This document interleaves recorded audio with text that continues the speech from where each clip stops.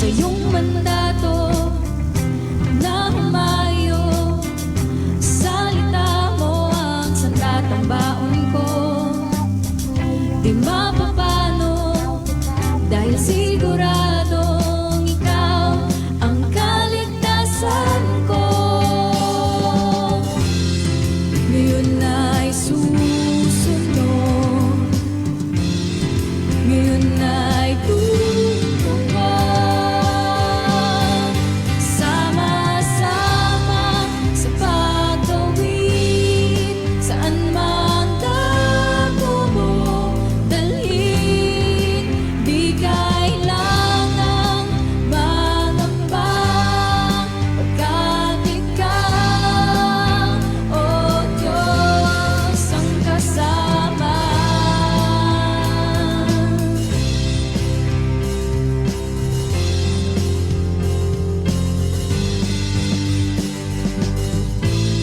Hindi makikinig sa sinasabi ng mundo,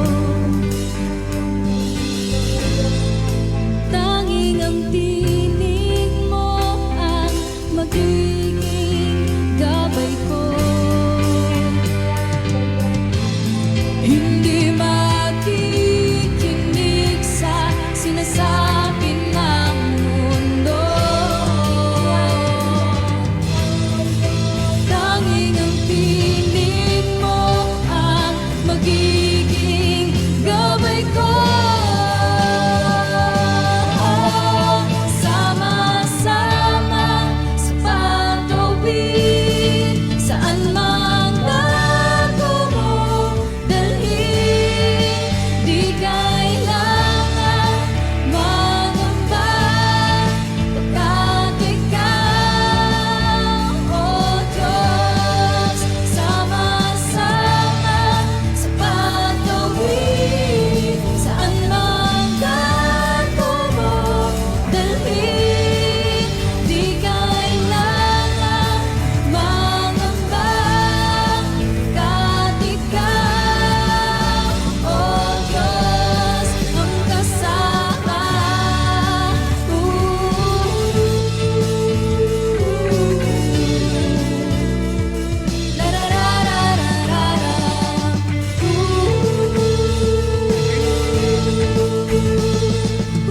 pagkat ikaw, o Diyos, ang kasama. Sama-sama sa pagtawid, saan mang dako mo dalhin. Di kailangang mangamba, pagkat ikaw, o Diyos, ang kasama.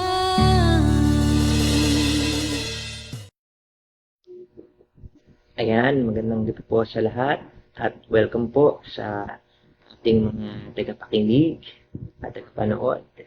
Sa mga kaibigan po, kilala, maging sa mga bagong sumusubaybay na live po tayo. Praise God po. Ako nga po pala si Brother Ryan. Kayo po ay nasa programa ng CCFC Crossover Christian Family Church. Ang programa pong ito ay isang maikling online devotion na inyong mapapanood Monday to Saturday, 7 to 7:30 p.m. At ang pinamagatan po natin dito ay crossover moments, sandaling pagtawid kasama natin ang Diyos. Ayan, i-share na po ang ating page. Alam niyo po, no, sa buhay po natin, dumarating ang tinatawag nating mga crossover moments. Mga sandaling may kailangang tawirin, physical, emotional, spiritual aspeto ng ating buhay. Tulad po ng mga taon sa Biblia, marami pong pangyayari sa kanilang buhay ang nalampasan nila dahil kasama po nila ang Diyos sa pagtawid. Ganon din po si ngayon, sa ating mga buhay, may mga kailangan po tayong lampasan, tawirin, tulad po minsan na mga laban sa buhay. Andyan po yung karamdaman, sa takot, sa kawalan ng pag-asa, at minsan din po yung tungkol sa ating sarili po. Ano? Pero ang magandang balita po, ang Diyos po ay hindi nag-aantay sa kabila. Siya po ay kasama natin habang tumatawid po tayo sa buhay na ito. Sa bawat hakbang may biyaya, sa bawat lakas may tagumpay na nagmumula sa Diyos. Kaya halina po tayo, sabay-sabay po natin tuklasin ang salita ng Diyos, isang mensaheng magbibigay direksyon sa ating pagtawid sa araw-araw na yugto ng ating buhay.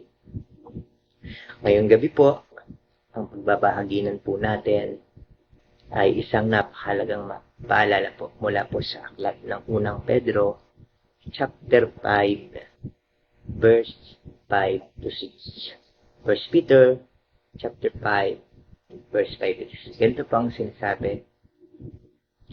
At kayo namang mga kabataan, masakop kayo sa mga pinuno ng iglesia, magpakumbaba kayong lahat sapagkat nasusulat, sinasaway ng Diyos ang magmataas.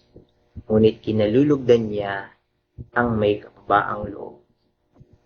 Kaya nga, pasakop kayo sa kapangyarihan ng Diyos at dadakilain kayo pagdating ng takdang panahon.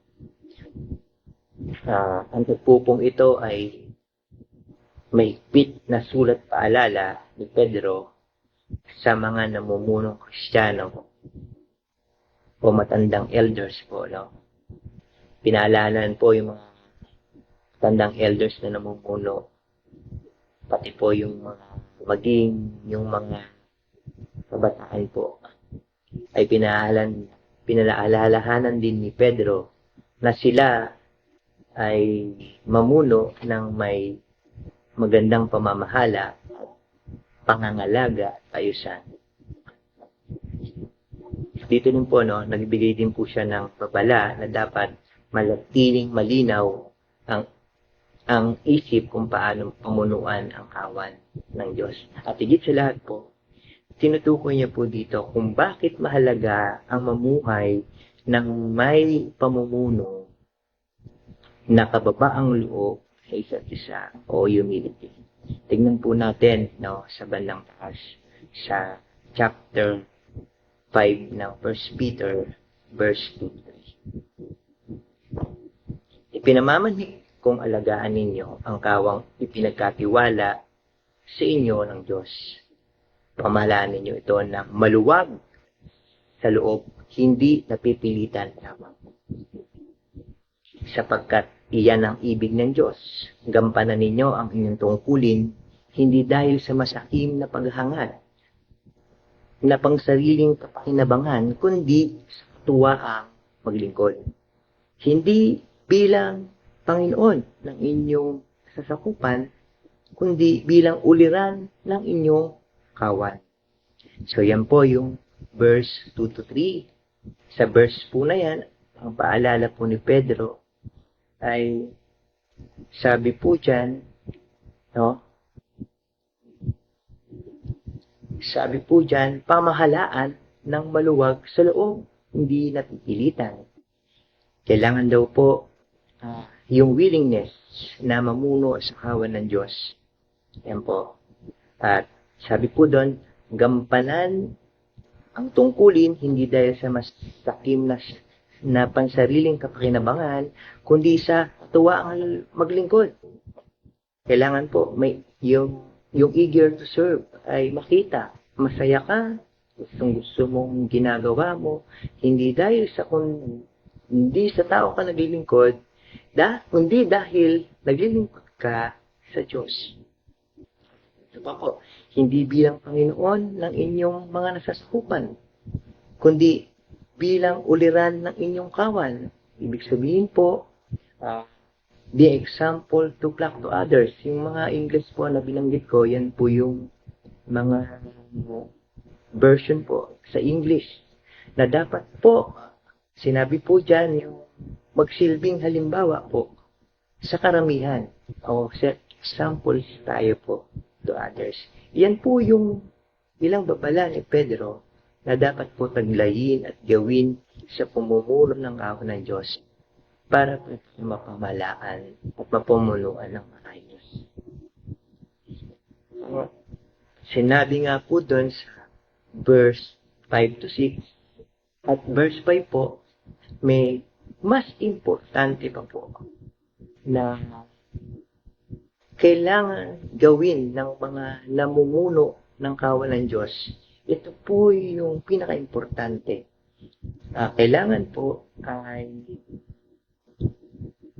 meron siyang kababaang loob na pakikitungo sa isa't isa.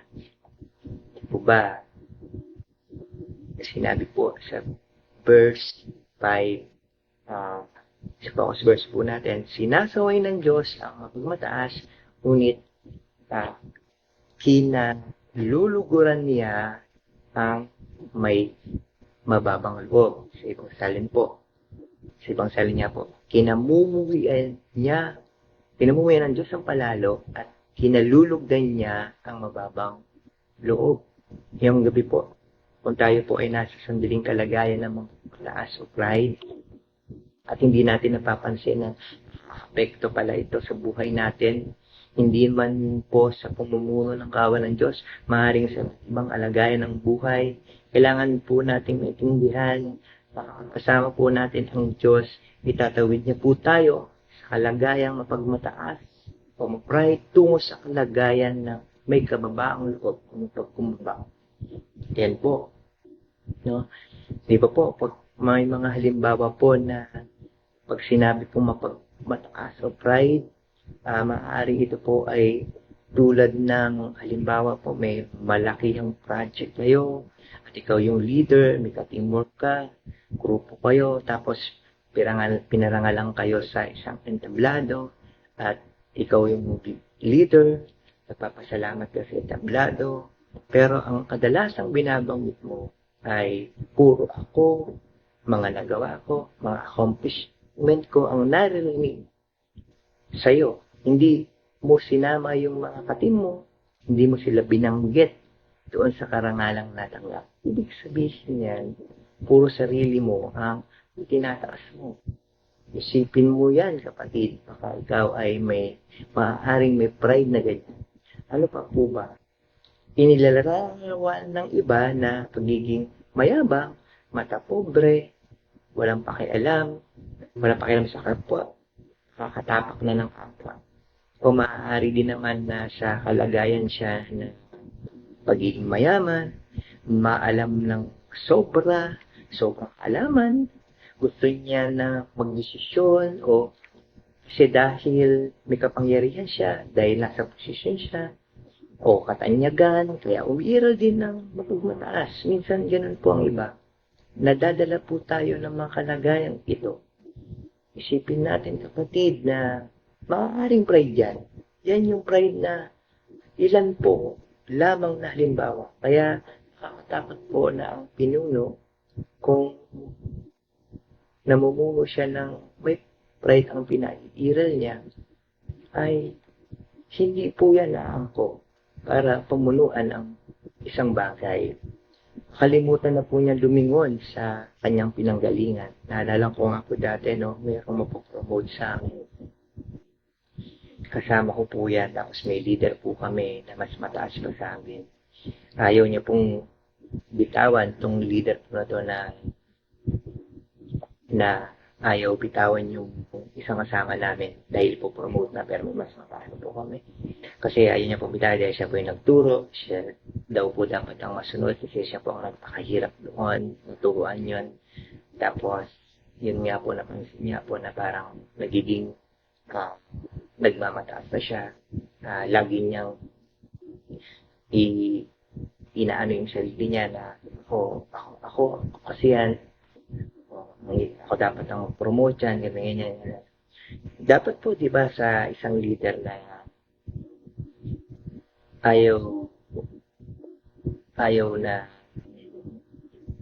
ayaw ng ganung mapagmataas.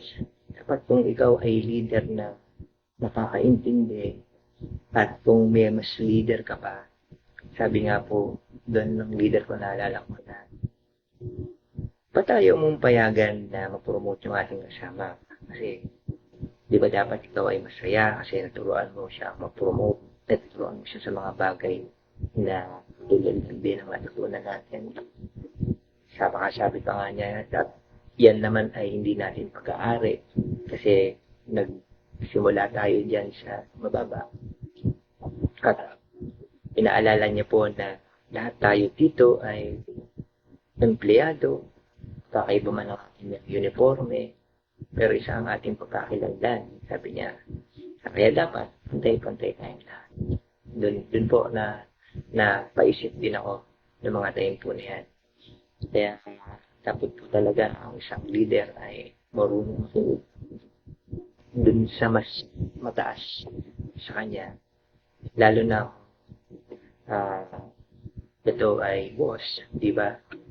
Kaya mahirap din na may leader na mas mataas pero wala pang mas mataas sa kanya. Sino na po kaya papahayon?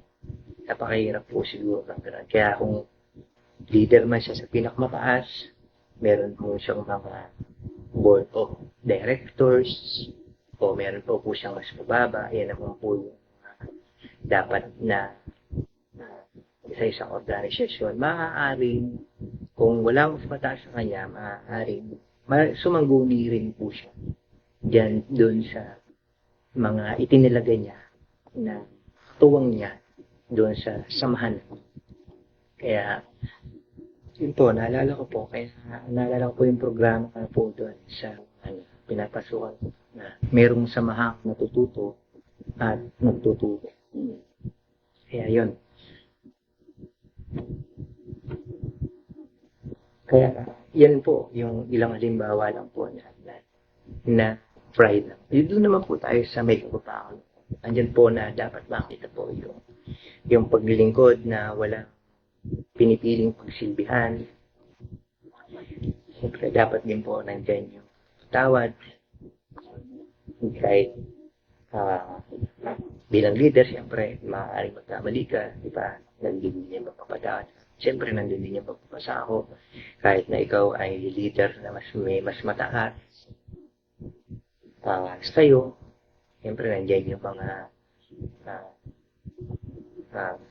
sanggunian ng mga samahan pwedeng magpayo upang maging maayos ang so, halimbawa, dapat kung ikaw ay may kababaang loob, kahit ikaw ay mayaman, same treat ng mahirap, no BIP. Diba? Ngayon, kung ikaw naman ay leader na may kababaang loob, so ay may achievement, kabaligtaran po ito nung kanina na puro ako yung pinapakilala niya sa entablado dahil siya ay nakarangalan. Ito pong leader na may bababang loob ay nagpapasalamat na ginagamit yung dahil sa amin, dahil sa tulong ni Lord, kaya po namin nalampasan ang mga bagay na ito. Salamat po sa achievement na ito at salamat po sa mga kasama ko. Ganun po kumbaga yung papasalamat niya sa isang parangal ng programa dahil hindi niya po tinataas yung sarili niya po. Kinikilala niya po ang lahat involved doon po sa tagumpay o achievement. At kung may kababaang loob ka, kahit na ikaw ay nasa posisyon, mayarihan ng isang samahan o trabaho, time ka man, at ang pinapakita mo, dapat dito ay isang turingan na kamanggagawa o pantay-pantay. No? Sabi nga po, diba, servant leadership style dapat ating tinataglay, pantay-pantay, patas. Walang malakas, walang malakasan, sistema, gano'n. Po, kasi ang Panginoon po ay nagbaba. Pinakita niya po ang isang halimbawa sa atin bilang Diyos tao, nakatawang tao. Iniwan niya po ang kanyang trono at nakipamuhay po siya sa pinakamababang uri ng tao upang magsilbing halimbawa sa lahat. At isa pa nga po dyan, yung, di ba nga po, nagugas siya ng paa ng mga alagad, tanda ng pagpapakita ng kababaang loob. Kaya, Ang paalala po ito ni Pedro mula sa chapter 5 ay ating pakinabang sa buhay pananampalataya, lalo na po sa pamumuno sa kawan ng Diyos at sa iba pang pwede nating pamunuan ng mga bagay-bagay. Alam niyo po na naobserbahan ko din na sa binasa natin kanina sa verse 23, ang ganda po yun sa English version talaga na to, is be shepherds of God's flock that is under your care, watching over them not because you must, but because you are willing, as God wants you to be. Not pursuing this honest gain, but eager to serve. Not lording it over to those uninterested to you, but being examples of love. Yun nga pong willingness, eager to serve, at being example to flock sa kawan ng Diyos, sa mga taong pwede nating pamunuan. Alam niyo po, kung taglay po natin yung tatlo na yan, hindi pa rin po sasapat. Ang pinakamainam pa rin po ay yung binanggit po na kanina na dapat po na meron tayong kababaang loob. Kasi kung wala po tayong kababaang loob at puro yun lamang po yung ginagamit natin, eagerness, willingness, maging example of others, pero ikaw naman ay may magpataas, wala kang pagpapakumbaba. Magsakot pa rin po tayo dyan kay Lord. Kasi ang kilalanin ng Diyos na may tunay na leadership ay yung mayroong pagpapakumbaba. Sapagkat ang walang kababaang loob o kumbabang kalooban sa Biblia ay kinasusuklaman. Ayon po sa Proverbs 3:34, ang palalo'y kanyang kinasusuklaman, ngunit kinagigiliwan ang mababang kalooban. Di ba po? Alam po yung kinagigiliwan. Yan po yung minamahal, kinasisiyan ng Diyos, at kinatituan niya. At nakikita niyo po yung puso. No? Dahil po, ang tinitingnan ng Panginoon, kung tayo po ay mamumuno, mahalaga, na mas mahalaga ay merong kababaang loob o pagpapakumbaba. Kaya purihin po ang Diyos sa ating mga buhay sa gabing ito. Mga kapatid, prepare to cross over dahil sa sandaling pagtawid natin ay nagsimula na dahil kasama natin ang Diyos sa pagtawid. Let's pray po. Lord, thank you so much po sa gabing ito. Salamat po, Lord, sa paalala na kung saan kung kami po ay mumuno sa kawan po ninyo at hindi lang po sa pamumuno magagamit ang sa kawan ninyo magagamit kundi sa aming pamumuhay. Lord, tulungan mo po kami na ang pagpapakumbaba ay mas nakahihigit sa lahat upang magawa po namin na pamunuan ang mga bagay-bagay, lalo tigit, Lord, yung mga itinalaga po sa amin na kawan o Diyos. Kaya maraming salamat po sa lahat ng nakikinig at nanonood. Kung meron naman po, Lord, na dalangin po sila, ako sila yung kagalingan, Lord, kung nanonood naman po siya, I pray, Lord, healing, touch him, Lord, touch her, touch them, Panginoon, with your Holy Spirit, Lord, yan. I pray din po, Lord, kung meron naman po, Panginoon, na nangangamba, Panginoon, at Lord, at pakiramdam niya po, Lord, God, ay walang-wala na po siyang natutunan. Lord, ikaw po ang siyang umipo sa kanya sa mga oras na ito. At Lord, gaanin mo po ang kanyang kalooban in the name of Jesus, Lord. At Lord, nagpapasalamat din po kami, Panginoon, sa kalangkasang taglay, Panginoon, ng banal na Espiritu na kasama namin sa araw-araw. Lord, lagi mo po ituro sa amin, Panginoon, ang makapagaan sa aming buhay, O Lord, lalo na, Lord, sa pagkaunawa at paglalaan ng oras sa iyong mga sakit. Kaya, Lord, nagpapasalamat po kami. Kayo na po ang siyang magpala sa lahat ng nanonood at nakikinig at maging, Lord, sa mga bagang sumusubaybay sa crossover. Kaya, Lord, ikaw po ang tunay na Diyos, ikaw po ang buhay, Panginoon, Panginoon, ikaw ang Diyos namin noon hanggang ngayon. Kaya maraming salamat po. In Jesus' name, Amen. Ayan, mga kapatid, salamat po muli at magandang gabi. Bukas pong muli, huwag po nating kalilimutan, CCFC Cross of Moments, Monday to Saturday, 7:30 p.m. po. Hanggang sa muli, mga katawid, God bless po sa lahat.